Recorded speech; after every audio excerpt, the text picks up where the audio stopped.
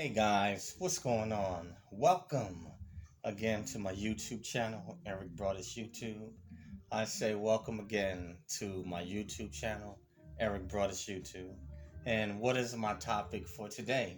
Well, obviously you can see from the background that it's going to be some more military content or military thought. And for this particular video, the topic I want to talk about is the military and double jeopardy. I'll say it again, the military and double jeopardy. Now, what do I mean when I talk about double jeopardy in the military?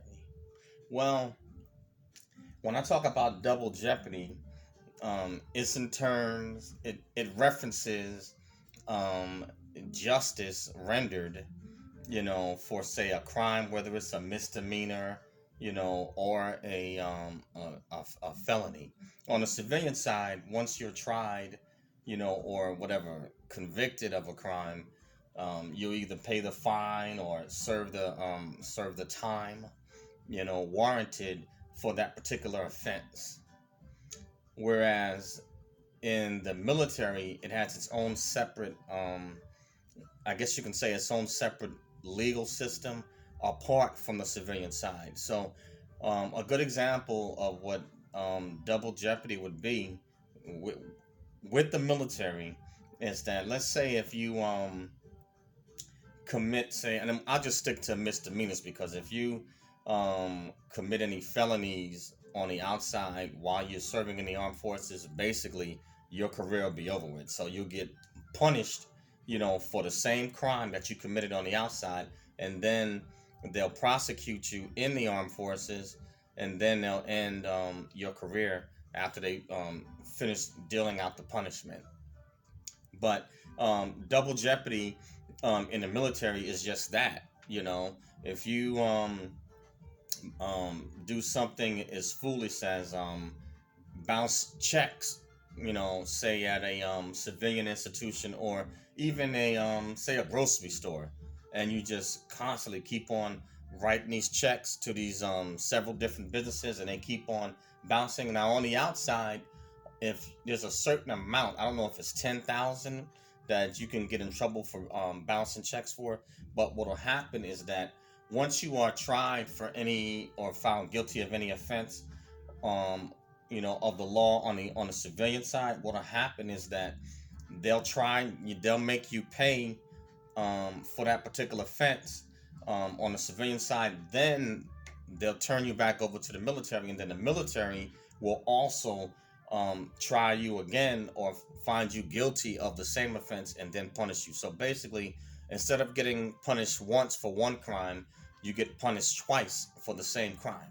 And that is what is meant by double jeopardy in the military. So for those that this is, for those of you that are already in the military, you guys know this already, that you definitely want to be on your best behavior, because it's there's a price to pay, and I guess you could say it's a deterrent, to keep military members, away from illegal activities or from doing things that they should not do. Because if they get are found guilty, by the civilian side, then when they get back, to their base or to their particular branch of service in their command, then their commanding officer is going to punish them also for the same crime, you know.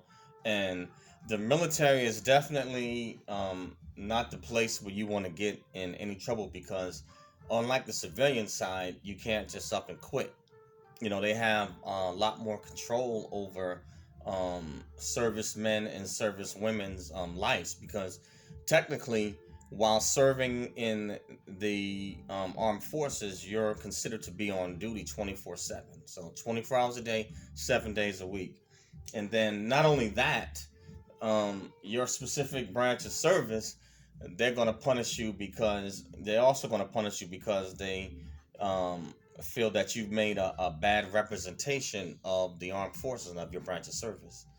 And believe you me, you will get the spill.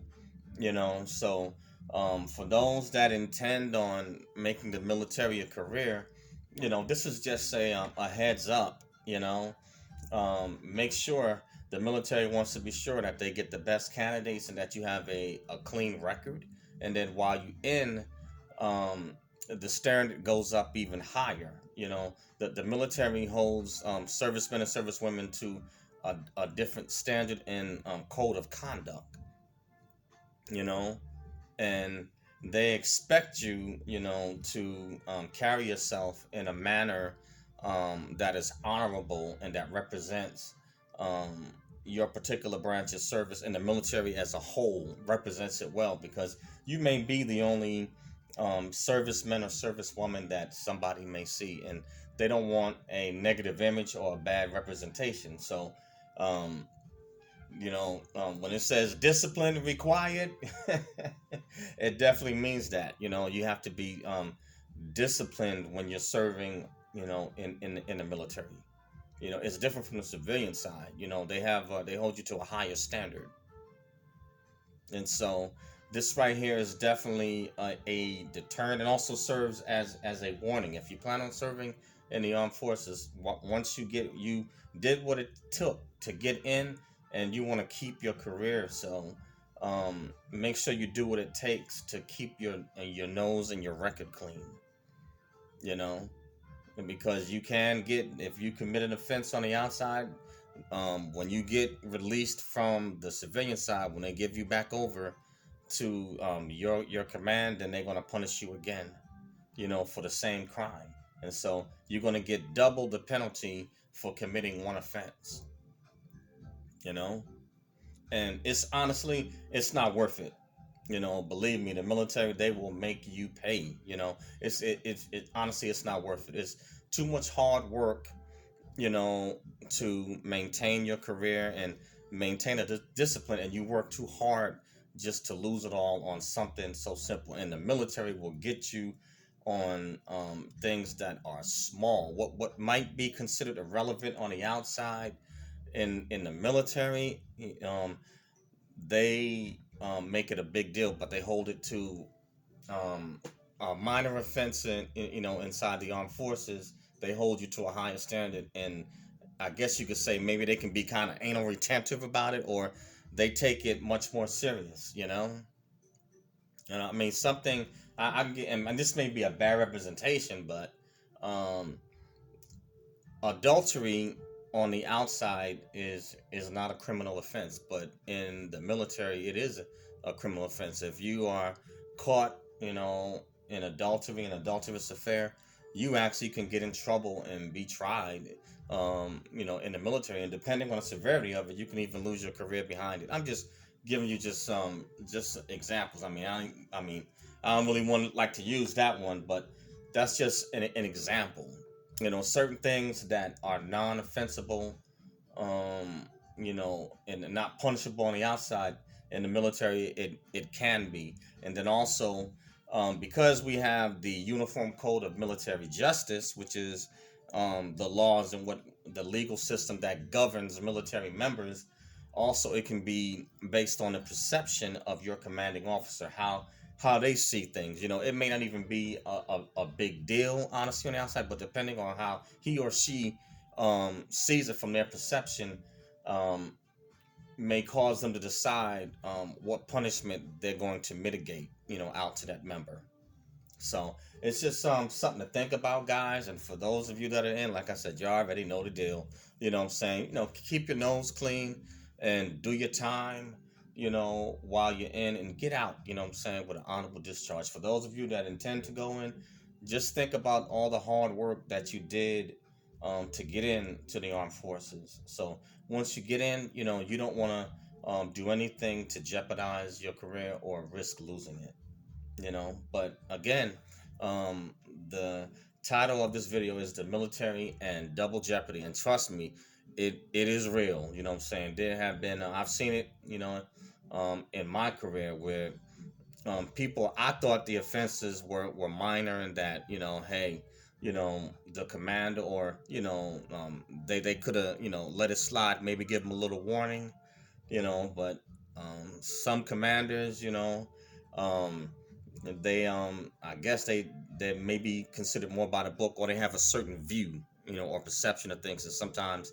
they push a little bit too far. But unfortunately, they're the ones that have the bars on their shoulders, and they're have the power. So that tells you, what type of situation you're dealing with. So keep your nose clean, while you're in the military. And if you intend on going in, keep your nose clean to get in. And during your career, you gotta step it up even a higher notch, because they do hold military members to a higher standard.